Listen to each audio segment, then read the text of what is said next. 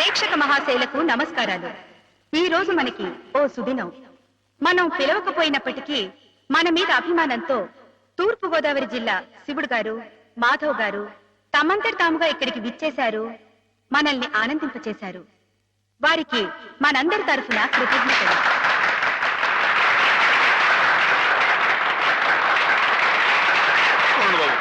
నాలుగు మొక్కలు మాట్లాడి అందరికీ నమస్కారం అండి బాబు. ఈ జిల్లాలో నేను తప్ప ఇంకెవడైనా సరే శివుడు వేషం కట్టాడనుకోండి, మీరు రుద్రతానం చేసేసి వాడి పంబ రేగొట్టేస్తారని నాకు బాగా తెలుసండి. అంత గొప్పదండి మీ అందరికీ నా మీద ఉన్న అభిమానం. అందుకేనండి సూర్య గారిని ఆ అవస్థని తప్పించడం కోసమే నేను వేషం కట్టి మీ ముందుకు వచ్చానండి. ఏమండో సూర్య గారు, ఏమండో మిమ్మల్ని రండి రండి. వీరు గొప్ప నటులను కూడా విన్నానండి.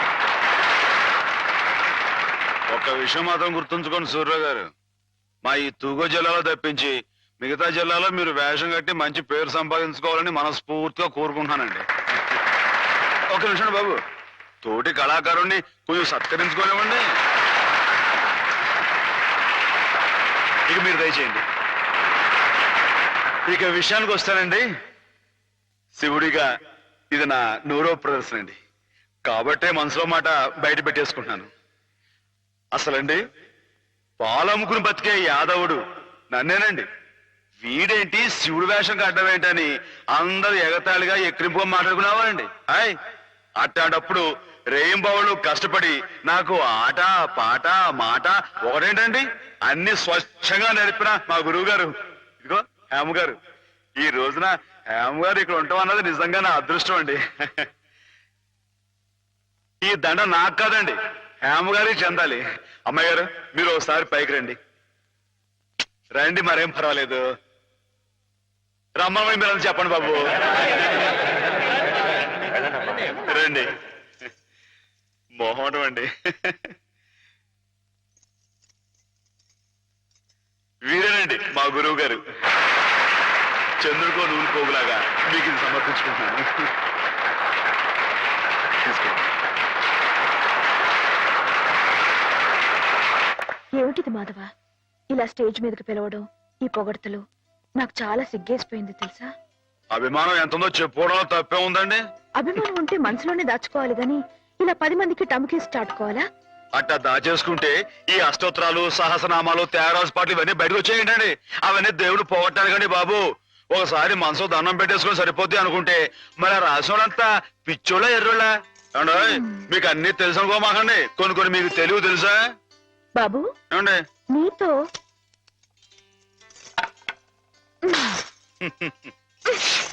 శివునిలా కొట్టకూడదండి.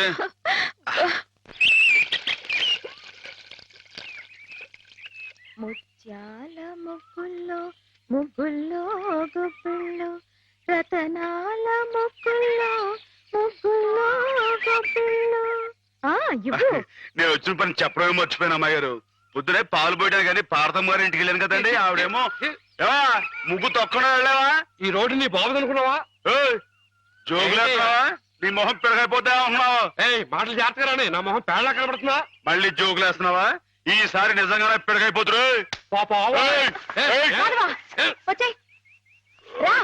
అమ్మాయి గారు ఆపారు కాబట్టి పాస్ అయిపోయావు. దమ్ములు లేవని చెప్పవా?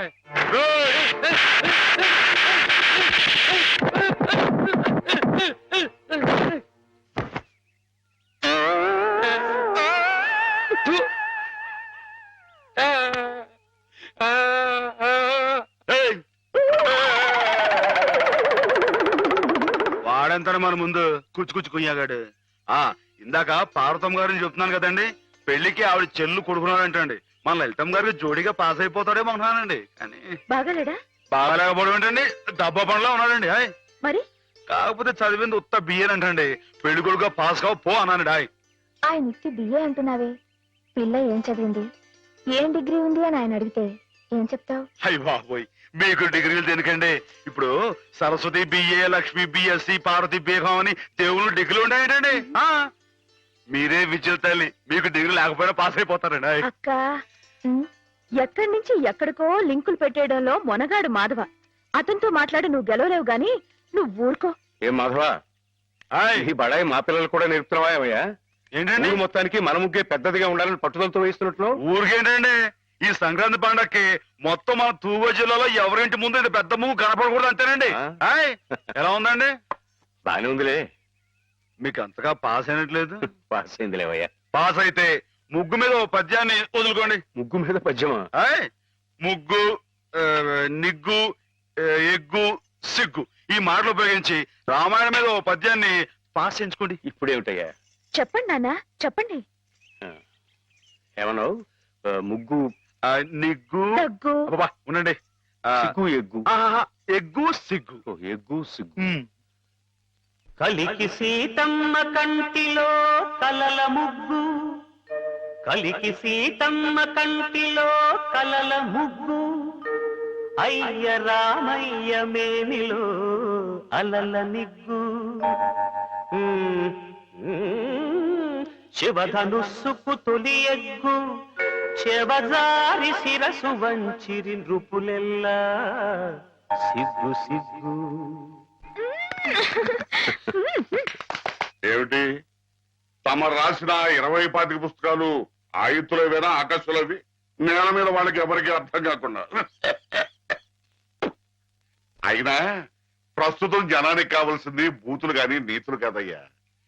అమ్మాయిని అంగాంగం వర్ణిస్తూ రాయింది ఎగబడి కొంటారు, అంతేగాని ఆమెని కోయిలని వర్ణిస్తూ రాస్తే ఎవరికి అర్థం అవుతుంది, ఎవరు కొంటారు?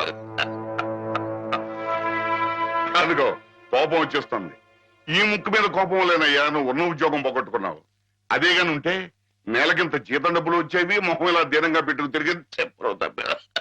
మీరు రమ్మని కబురు పెట్టారని వచ్చానే కానీ ఇలా నీతులు చెప్పించుకోవడానికి రాలేదు అంటారు. నిజమే, మీకు చెప్పేంతట వాడినా నేను. చూడండి రాజుగారు, మీ పుస్తకాలన్నీ అచ్చొత్తించడానికి అయ్యే యావత్ ఖర్చు నేను పెడతాను. దానికి ప్రతిఫలంగా వీటి మీద నాది పెద్ద కలర్ ఫోటో అచ్చు వేయించి వీటి దాకా అంకితం ఇవ్వాలి. ఆగండి మరి. అలా చేశారనుకోండి, వీటిని గ్రంథాలయాలన్నీ కొనే ఏర్పాటు నేను చేస్తాను. ఏమిటి ఆ. నా నవల విషయం చెప్పండి. దానికి వస్తున్నానుండు. ఏమి లేదు రాజుగారు, మా వాళ్ళు భూతు భాగవతం అని ఒక నవల రాశారు. అబ్బో మహారంజుగా ఉందండి. దాంతో పాటు వీటినే జతపతి తోచేద్దాం. దాన్ని కావాలనుకునే వాళ్ళు వీటిని కూడా సచ్చినట్టు కొందిరుతారు. ఏమంటారు? ఏమనమంటారు రాయుడు గారు? బూతు కథలతో జతపరిచి అమ్మితేనే తప్ప అమ్ముడు గాని హీనదశగా నా కవిత్వం చేరుకున్నందుకు గర్వపడుతున్నాను అనమంటారా? హాపాత మధురం అని మహాకవులు స్తుతించిన సాహిత్యం నానాటికి అశ్చర్యమైపోతున్నందుకు ఆనందిస్తున్నాను అనమంటారా? ఏమనమంటారు? అదిగో అదిగో మళ్ళీ కోపం వస్తుంది. వస్తుంది రాయుడు గారు. తల్లిని తిడితే కొడుకు కోపం రాక మానదు. క్షమించండి, నా పుస్తకాలు మీకు అంకితం ఇవ్వలేను. అయితే ఈ జన్మలో మీ పుస్తకాలు అచ్చుకోవు. కాకపోయినా పర్వాలేదు రాయుడు. నా ఒంట్లో ఇంకా జీవం ఉంది, నా రక్తంలో ఇంకా బలం ఉంది. చేత్తో రాస్తాను. చచ్చిపోయేలో 10-15 ప్రతుల్ని తయారు చేయలేకపోను. వాటిని బూతు పుస్తకాల మధ్యన కాక పిల్లలు చదువుకునే ఎక్కాల పుస్తకాలతో జత చేసి పంచి పెడతాను. అక్షరమైన అక్షరం అమ్మ స్వరూపం భావించే ఉదాత్తుడికి ఉచితంగా సమర్పించుకుంటాను. ఇదే నీ అక్రమ. అదే నా తుది శ్వాస మాట కూడా.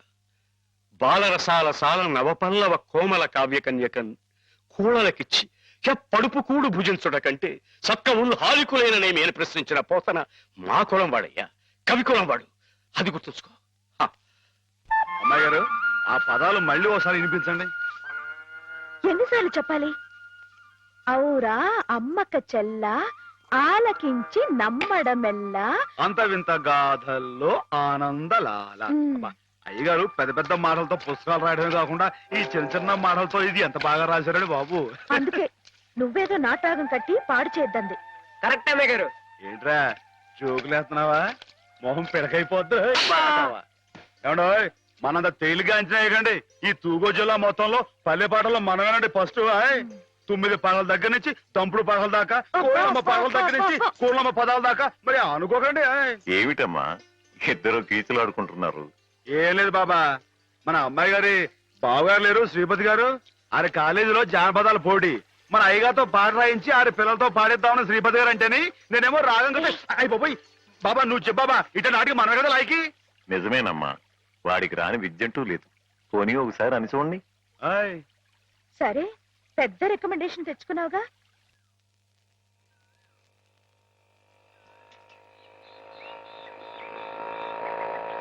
పిల్లలు వచ్చేసాను రా, రండి రండి.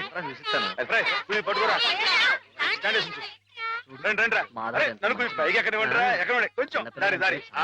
మాధవకి పాలని మీకేరా పుసలాంటిది. కొట్టుకోండి. ఏంటా ఇంట్లో ఎలా ఉంది? బాగున్నా మాధవ. అరే పేపర్లు విశేషాలేంటి? దొమ్మిలు కొట్టాట్లు.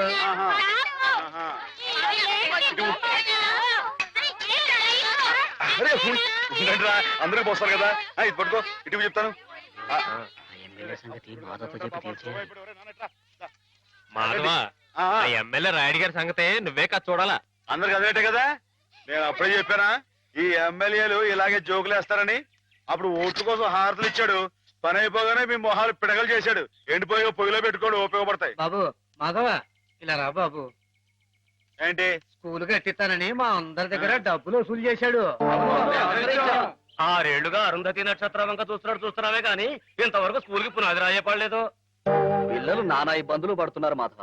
ప్రతిరోజు 4 మైళ్ళు నడిచి వెళ్లి రావాలంటే చాలా కష్టం కదా. ఆలోచించు, నువ్వే ఎలాగైనా రాయుడు గారితో మాట్లాడాలి. అవును మాధవ, మాలో నువ్వే ధైర్యవంతుడి. తాడో పేడో నువ్వే తేల్చేయాలి.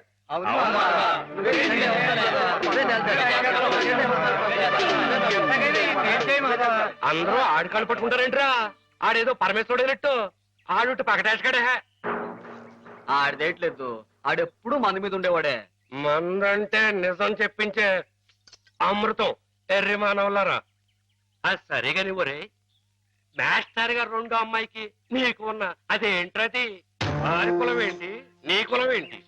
ఈ ఊరు పెద్ద మనిషిగా అడుగుతున్నాను, నిజం చెప్పరా. తాగుపోతారు అమ్మాయి గారు ఎంత మాట మాట్లాడారు నిన్ను.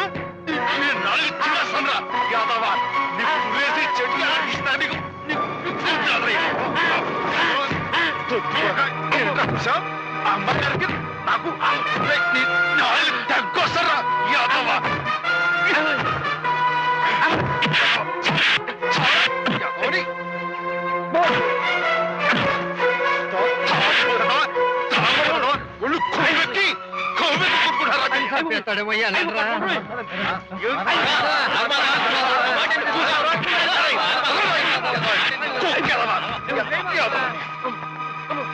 తాగుపోతే తప్పు కదరా. అమ్మాయి గారు చాలా మాట్లాడతాడు. మీరేంటి అడిగారు? ఎమ్మెల్యేతో మాట్లాడమనేగా, నేను చూసుకుంటారే. వెళ్ళిపోండి. వాడు మామూలు మనిషి కాదండి. పూర్వజన్మలో రావణాసురుడో కీచకుడో అయ్యుంటాడండి బాబు. ఒరేయ్, వాడు రావణాసురుడైతే నేను రాముడై వాడి మదవాణి చేస్తాను. వాడు కీచకుడైతే నేను భీముడై వాడి పెగులు తీసేస్తాను. వారు ఎంత తెలివిగా వాడిని పడగొట్టేశారో కదు పానకాలు. ఆ మాత్రం తెలివితేటం లేకపోతే నేను తలకాయలు మార్చి ఎమ్మెల్యేని ఎలా అయి ఉండేవాడిని. పీచబండ. మరి నువ్వు వేసుకో ఒకటే. రాముండవా రసిక రాజోత్తముండవా ఉత్తర ప్రజ్ఞల ఉత్తముండా. ఒరేయ్, నేను ఏ పాపం ఎరగట్రా బాబు, నిజంగా ఉత్తముణ్ణి. పేదలై సాదలై పేదలం వారి కష్టార్జితంబైన విత్తంబు మొత్తంబు మోసంబు నమ్మింగు నీ ఉత్తముండవా.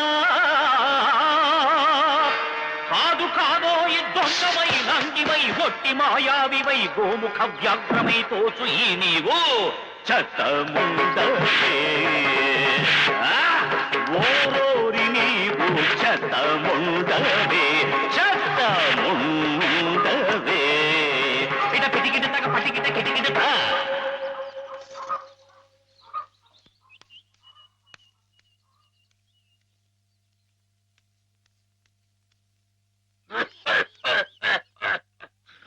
ఒరేయ్, నా మీద అనవసరంగా దుష్ప్రచారం జరుగుతుంది.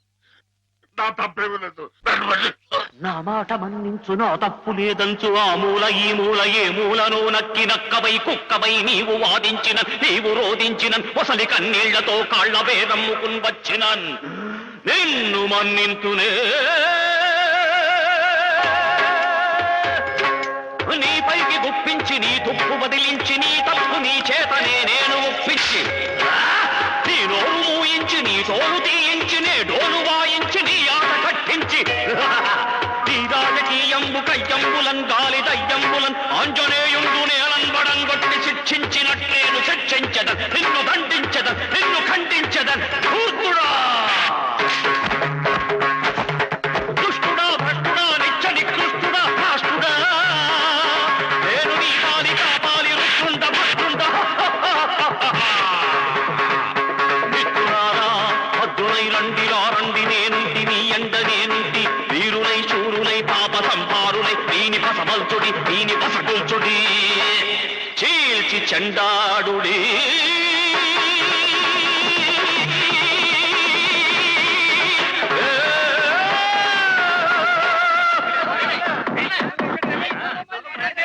నమస్తే నమస్తే దేవదేవేశ పాహి మాం పాహి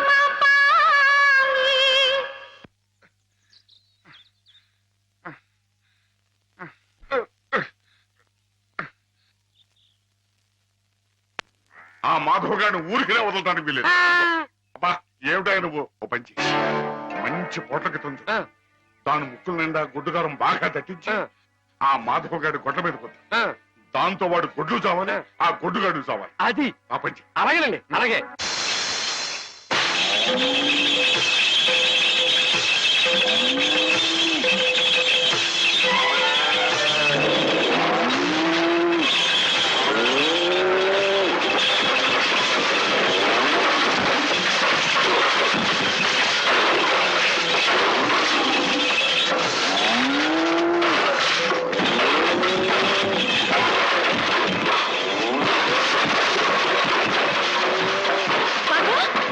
మధు మధు త్వరగా రా. ఏంటమ్మా గారు ఏం జరిగింది?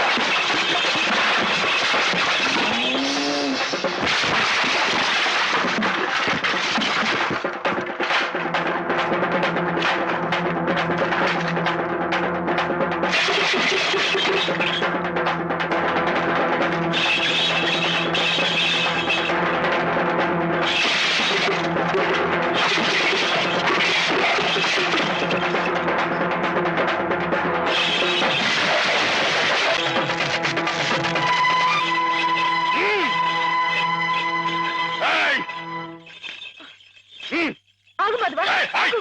ఎక్కడికి? ఎక్కడికేంటండి? ఏయ్! నా ప్రాణాలా చూసుకునే ఆవుల్ని చంపేయాలని చూస్తానే రాయరు వాడి ప్రాణాలు తీస్తానండి.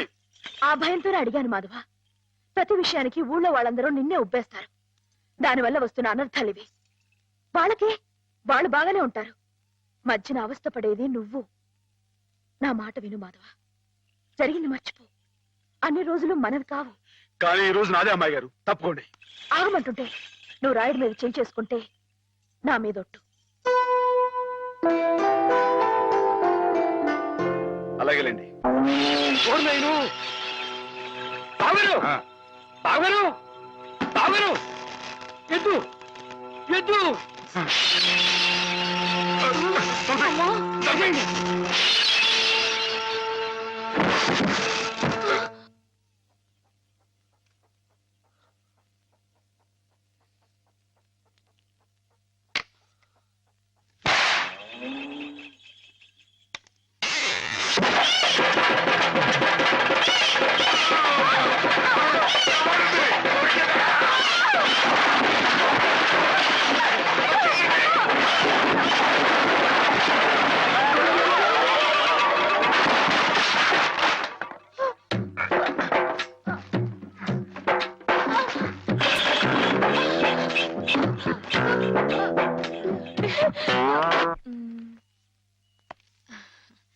నేను ఈ చీర తీసుకుంటాను బావా. అదేమిటి అన్నిటికంటే తక్కువ ధర సెలెక్ట్ చేసుకున్నావు? ఇంట్లో ఉండేదాన్నే కదా, నాకు ఇచ్చాలే. హ్యామ్ ఎప్పుడు వస్తుందో ఏమిటో, తనకు కూడా వచ్చారు, నువ్వే చూడరాదు. నాకేం తెలుస్తుంది బావా, హేమని కట్టుకోబోయేవాడివి, నువ్వే సెలెక్ట్ చేయి. నా సెలక్షన్ తనకు నచ్చుతుందో లేదో. నచ్చకపోతే ముక్కు పిండి కట్టించు. మీ ఆవిడ చేత ఆ మాత్రం కూడా చేయించలేవా? ఇది బాగుంటుంది. ఏమిటి బావా, ఎప్పుడొచ్చా? ఇప్పుడే. అత్తయ్య పండక్కి చీరలు పంపించిందే, నీకేది కావాలో తీసుకో. మరి నీకు? నేను ఇది తీసుకున్నాను. నాకు ఇది బాగుంది. నేను చెప్పలేదు హ్యామ్కి నా టేస్ట్ నచ్చదని. నువ్వే సెలెక్ట్ చేసావు బావా. ఏదోలే, నీకు అది నచ్చింది కదా, అది తీసుకో. అదేం కాదు, నీ సెలక్షన్ ఏదో అమ్మగారు, చెప్పాల్సిందే. నువ్వే గనక నీ బావా, సెలక్షన్ నీ సెలక్షన్ నేను చెప్పాల్సిందే. నేను చెప్పను. గొడవ ఏంటండి? ఏం లేదు మాధవ, హ్యామకి ఏ చీర అయితే బాగుంటుందో నువ్వు పెద్ద కన్ఫ్యూషన్ తో చర్చ. ఫైనల్ గా నువ్వు చెప్పు నాయనా, ఆవిడకి ఏ చీర బాగుంటుందో. అయ్య బాబోయ్, దానికంత చర్చ కావాలేంటండి? మల్లెపూలు అంటే అమ్మాయి గారికి ఇదిగో ఈ మంచి గంధం రంగు చీర అయితే టెన్షన్ గా నప్పుద్దండి. ఆయ్ కరెక్ట్, హ్యామ సెలక్షన్ అదే. ఆయ్